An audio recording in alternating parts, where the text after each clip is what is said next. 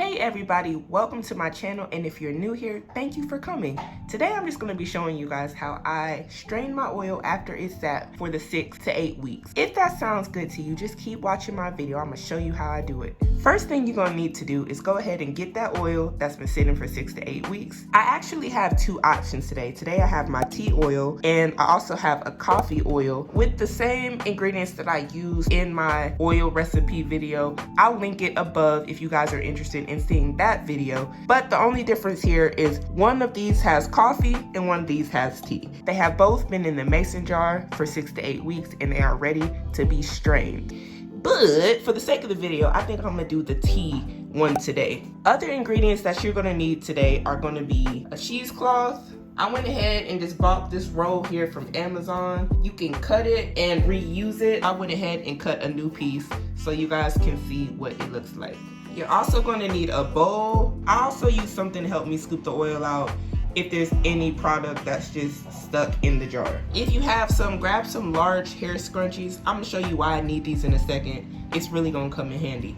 Step one is taking that cheesecloth and you want to stuff it into the bowl and grab one of those large hair scrunchies and tie it around the edges of the bowl. Once you get your bowl and the cheesecloth wrapped around the edge, this is what it should look like. I give it a little slack in the middle, so when I pour the oil inside, it goes into this pocket right here instead of sitting right on the top. That wouldn't be good. So it's gonna go right in this pocket and drain better.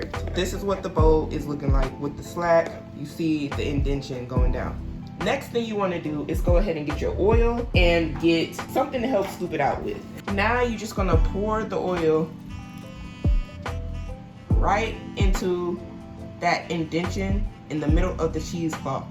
If y'all look inside of this jar, you can see all of the other oil and the rest of the herbs that have been sitting, and I'm just gonna take that and scoop it out as well.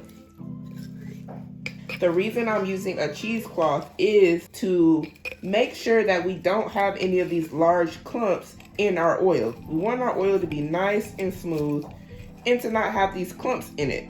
And it's going to strain all of that out, leaving us with a nice, powerful herbal oil that is going to be wonderful for our hair growth. I'm out here feeling like a mad scientist, y'all, but y'all see what's going on. Now that oil is going to start to strain to the bottom, and as you can see, now that oil is straining to the bottom. We haven't even did anything to it yet, but it is already starting to filter through this cheesecloth. Next, I'm gonna just take a utensil and start pressing down a little bit very softly to help strain that oil into the container. The reason I do this is to move those large chunks and to help that oil get to the bottom, get past the cheesecloth, and get into my container.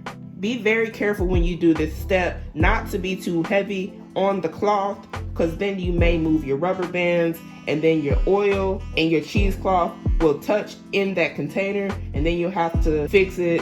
I've done it before, so just be real gentle with the cloth. I just do this until I start seeing that oil leaking into the bottom more. You will see it over time from where you started, where the oil seemed a lot higher inside the cheesecloth, where it's going to look like you're getting less and less oil and you're going to start seeing more and more herbs. I'm starting to see more herbs and less oil, which means that that oil is straining to the bottom of the container. Using this utensil, pressing on that cheesecloth is going to ensure that you're getting the most product. You don't want to be wasteful. We spent 6 to 8 weeks, sometimes a little bit longer, to make sure that we have a good product and something that's going to add nutrients and benefits to our hair. And we want to make sure that we get all of that product out as much as we can. Stuff is high and we don't want to be wasteful. We want to get the most bang for our buck. As you can see, the more I keep stirring, the more oil is coming out, going to the bottom, and now you're seeing more herbs. You're seeing all those herbs that I poured into the video that I made before this.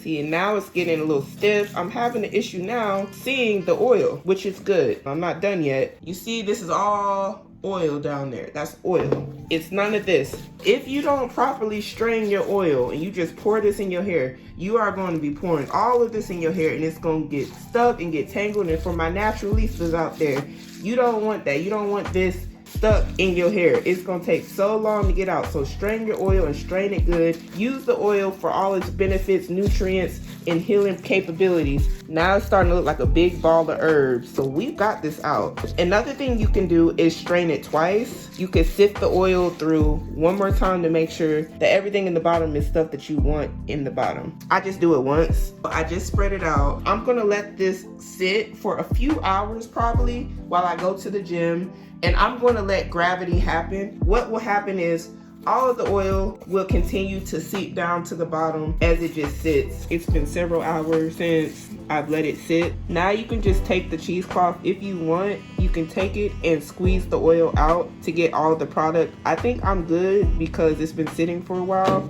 Carefully take this off. Okay. I'm gonna go ahead and use my hands to get some of that oil off because I can see it, and I want all of the product. So this is the oil, y'all, after it has sat and after it is strained. You're gonna wanna find a container that you can pour the oil in. I went to Dollar Tree and they have these little containers here. They're only $1. I racked up. Also, get you a funnel. This will make it a lot easier to pour it into the bottle. Whatever bottle you have, if you use a funnel, it's gonna make it so much easier. I also got the funnel from Dollar Tree. Rich. Y'all can't tell me this oil don't look expensive.